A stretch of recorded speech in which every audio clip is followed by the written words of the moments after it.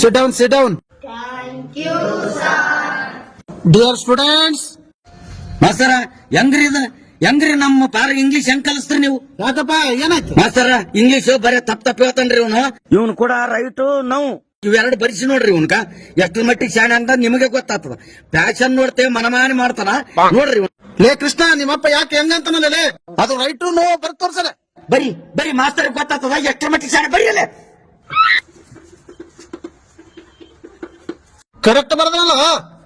ಅಲ್ರೇ ಮಾಸ್ತರ, ಇವನು ರೈಟ್ ಹೇಳಿದ್ರ ಇಲ್ಲಿಗ ಆರ್ ಬರ್ಬೇಕು, ಡಬ್ಲ್ಯೂ ಬರ್ದನ. ಇಲ್ಲಿ ನೋಡಿದ್ರ ನೋ ಬರಿಬೇಕು, ಕೆ ಬರ್ದನ. ಇದು ತಪ್ಪಲ್ಲ ಯಜಮಾನ, ಇಲ್ಲಿ ಡಬ್ಲ್ಯೂ ಕೆ ಸೈಲೆಂಟ್ ಆಗ್ತದಪ್ಪ. ಮಾಸ್ತರ ಸೈಲೆಂಟ್ ಆಗ್ತದ್ರಿ. ಅದ್ ಹೆಂಗ ಸೈಲೆಂಟ್ ಆಗ್ತದ? ತನ್ನ ಇಚ್ಛೆ ಬಂದಂಗ ಸೈಲೆಂಟ್ ಆದ್ರ ಮತ್ತೆ ನಮಗೆ ಹೆಂಗ್ ತಿಳಿಬೇಕು? ನಾವು ಸಾಲಿ ಓದ ಕಲ್ಕೊಂಡು ಹಿಂಗೆ ಸೈಲೆಂಟ್ ಆಗಿ ಗೋಳಾಡಿಸ್ತು. ಈಗ ನನ್ನ ಮಗನಿಗೂ ಹಿಂಗೆ ಗೋಳಾಡಿಸಿದ್ರ ನಾವೇನು ಸಾಲಿ ಓದಮ್ಮ ಏನ್ ಕಟ್ಟೆಕಾಯಮ್ಮ? ಕನ್ನಡದಾಗ ಆಗಲಾರ್ದ ಸೈಲೆಂಟ್ ಇಂಗ್ಲಿಷ್ನಾಗ ಹೆಂಗ ಆಗ್ತದ ಅದು? ಅಲ್ಲೋ ಮಾರಾಯ, ಇಂಗ್ಲಿಷ್ ಶಬ್ದಗಳಲ್ಲಿ ಕೆಲವೊಂದು ಸಂದರ್ಭಗಳಲ್ಲಿ ಮೊದಲಾಕ್ಷರ ಸೈಲೆಂಟ್ ಆಗ್ತದಪ್ಪ. ಅವಾಗಂದ್ರ ಬ್ರಿಟಿಷರ ಆಳಕ್ಕಿತ್ತು, ಹಂಚಿಕೊಂಡು ಅವಾಗಿನ ಮೊದಲ ಮಂದಿ ಸೈಲೆಂಟ್ ಆಗಿದ್ದಾರು. ಈಗ ಸ್ವತಂತ್ರ ಸಿಕ್ಕದ, ನಾವ್ಯಾಕೆ ಹಂಚಿಕೆಮೋ? ಯಾಕೆ ಸೈಲೆಂಟ್ ಆಗ ಮೇಳ? ಕರೆಕ್ಟ್ ಆಗಿದ್ರು ಮಾರಾಯ, ನಮ್ಗೆ ಯಾಕೆ ತಲೆ ತಿಂತು? ಅರ್ಧಂಬರ್ಧ ಸಾರಿ ಕಲ್ತು ನಮ್ ಜೀವಿತ ಬಂದನ.